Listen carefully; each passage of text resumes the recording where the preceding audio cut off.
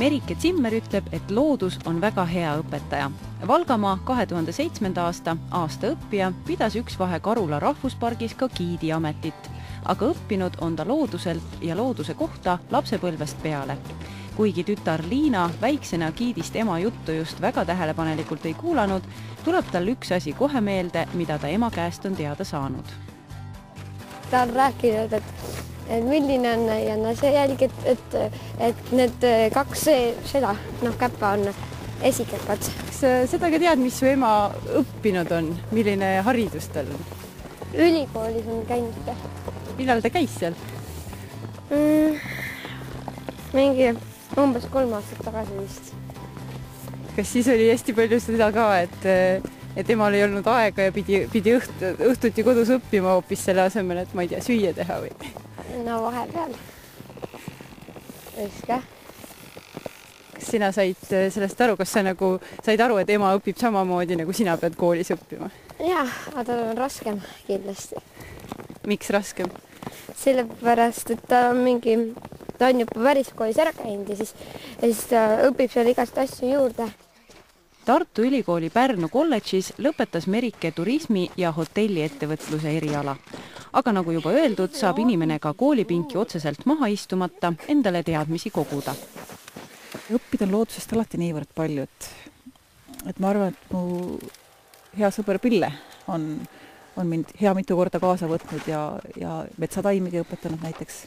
Et omal ajal sai ju koolis bioloogiatunnis, botaanikatunnis õpitud küll ja see Räpina aianduskool andis ka veel oma osa, rääkimata Olustvere koolist. Sealt tulid küll meetaimed, aga ikkagi, et kindlasti on tulnud juurde.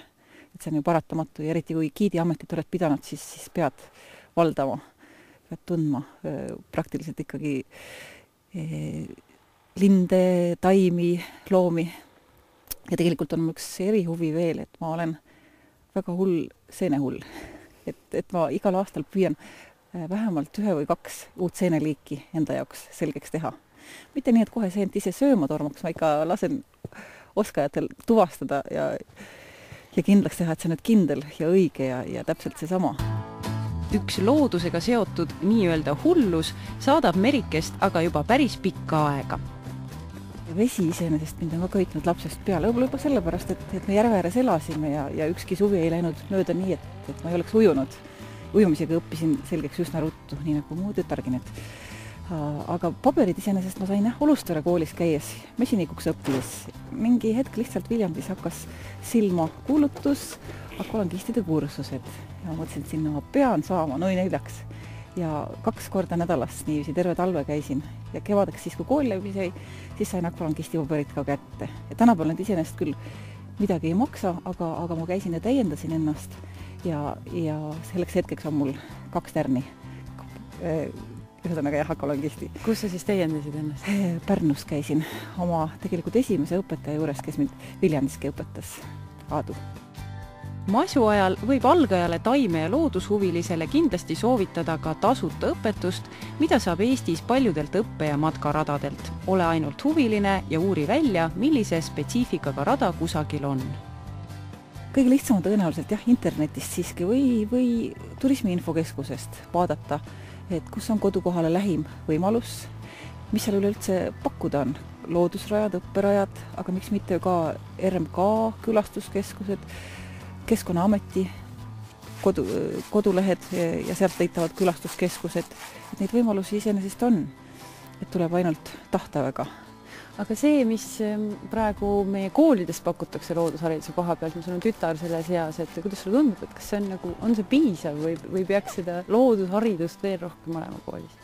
Alati peaks rohkem olla, et tegelikult saab ju iga aine siduda loodusõpetusega, õues käimisega, et see õuesõppe iseenesest on ju niivõrd oluline ja niivõrd arendav lapsele, et sa saad matemaatikat õues õppida, eesti keelt, rääkimata siis millest iganes muust. Peaaegu aasta on Merike töötanud Valga arenguagentuuris, kus ta on mittetulundusühingute konsultant. See tähendab sisuliselt, et tuleb olla nii õpetaja kui pidevalt ise õppida. Enamasti soovitakse, et Merike aitaks leida rahataotlusteks sobivaid fonde.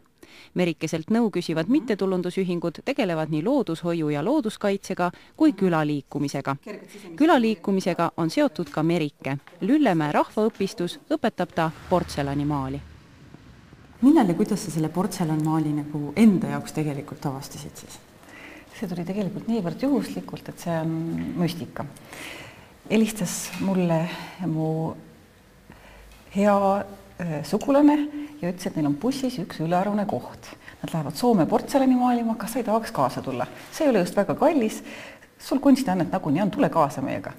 Ma mõtlesin, no miks siis mitte, et lähen proovin ära ja nii palju ma seda pinslit enne pihus hoida saingi, kui sinna Soome kohale jõudes õhtul proovisin, et mis siis nüüd on, et mis see siis õieti tähendab, sest ma tõesti elus ei olnud sellega kokku puutunud.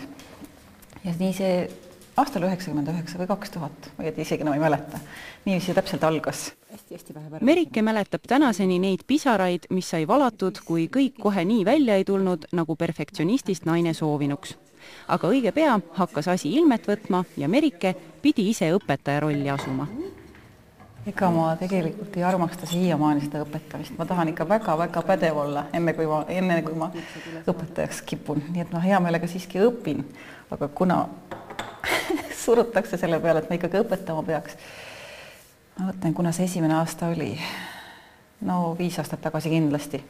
Ja just tänu sellele, et ma seal portselanimaalilaagrites käisin, arvati, et võiks ju täpselt seda sama edasi anda. Ja siis ma hakkasin üles kirjutama kogu seda protsessi, et mis värvid tuleb segada, missuguseid pinsleid kasutatakse ja nii edasi. Kui esmapilgul võib tunduda, et portselanimaali kursus koguks enam huvilisi linnas kui maal, pole sellisel eelarvamusel mingit alust. Karula valla rahvas, aga ka kõrvalt Antsla vald, Urvaste, inimesed on piisavalt käsitööhuvilised.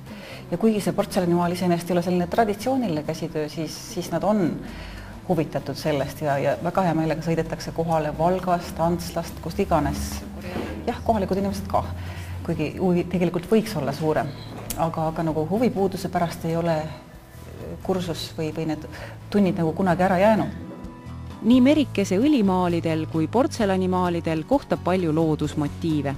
Üks teema on aga veel unistustes ja ootab teostust.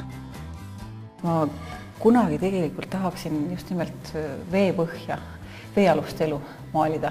Et kuigi seal neid värve iseenesest nii Eesti vetes küll väga palju ei ole, aga siiski see on niivõrd uus, niivõrd hea teema, et miks mitte, et seda kindlasti tahaks. Lüllemäel on Merike õpetanud ka soome keelt. Alguse sai seegi lugu, nagu ikka, kursustel osalemisest. Aga et elu viis Merikese Soome põllutööle, siis sai keelt päris intensiivselt kasutatud ja kui toonane soome keele õpetaja Reet Roopalu Estoniale jäi, tuli õpetamine üle võtta. Lüllemäe rahvaõpistu on aastate jooksul pakkunud huvilistele väga mitmekülgset programmi. Merike ise tahaks edaspidi õppida hispaania keelt. Aga kumb on vahvam, kas olla õpilane või õpetaja? Nii ja naa. Et muidugi on kõditavam olla õpetaja, aga selleks peab teemat väga hästi valdama ja ma tahan tõesti ikka perfektsionist olla ja väga hästi õpetada, mitte lihtsalt, et kuidagi läbi saaks. Õppija on jälle väga tore olla, sest nii palju uut saab kindlasti teemadel, mida ma iial kuulnud ega näinud ega aimanudki ei ole. Et mõlemad on tore olla. Et elu koosnebki tegelikult õppimisest ja õpetamisest.